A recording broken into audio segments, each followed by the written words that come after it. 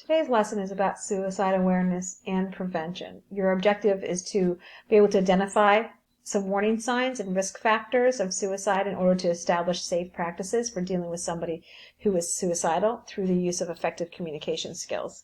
Suicide is a very, very, very difficult thing to do.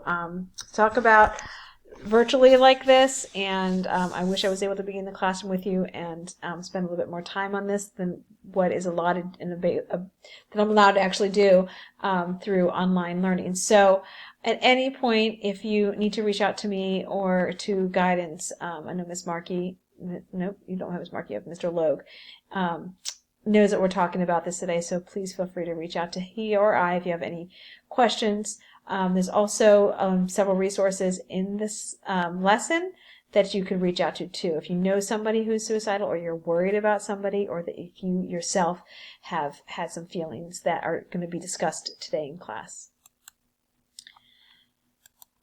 So suicide is the intentional taking of one's own life.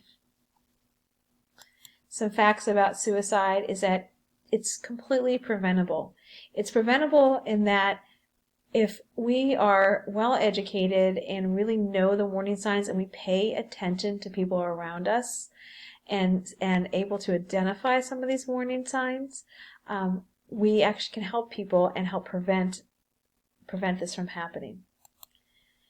Suicide is a permanent solution to a temporary problem. Things may seem like they are dark and terrible, but there's always solutions. There's always ways out. There are things that can get better. You may have to work at it. You may have to find somebody that can help you, but suicide is forever, and you can't come back from that. Among young people, ages 15 to 24, suicide is actually the second leading cause of death in the United States, behind accidents, which is number one. Every day in the United States, approximately 14 young people between the ages of 15 and 24 die at their own hands. Suicidal people don't want to die. They just want their problems to end, and they can't figure out any other way for it to happen. Some myths about suicide. Teenagers who talk about attempting suicide are doing it for attention. They're not doing it for attention. They're doing it because they need help. And it's something that should never, never, never be ignored. All teenagers who are suicidal are depressed. That is a myth as well, or not true. Some people just don't know how to deal with a situation that arises, and they don't see a way out. And but they aren't necessarily depressed. They aren't normally or necessarily going through depression, although they are more at risk if they are depressed. Another myth is that suicidal people really want to die, so there's no way to stop them. Most people who survive a suicidal attempt will tell you that they didn't want to die, they just didn't know what else to do.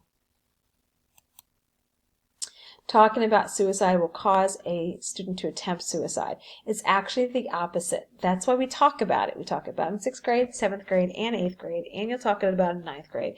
And it's in the media all over the place, and it's all over Facebook, and it's all over social media, because the more we talk about it, the more we shed light on it, the more we are open to hearing about issues that people are going through, the less likely it's going to happen. So talking about it makes it better, not worse. If a person really wants to kill himself or herself, no one has a right to stop him or her. And that's not true either.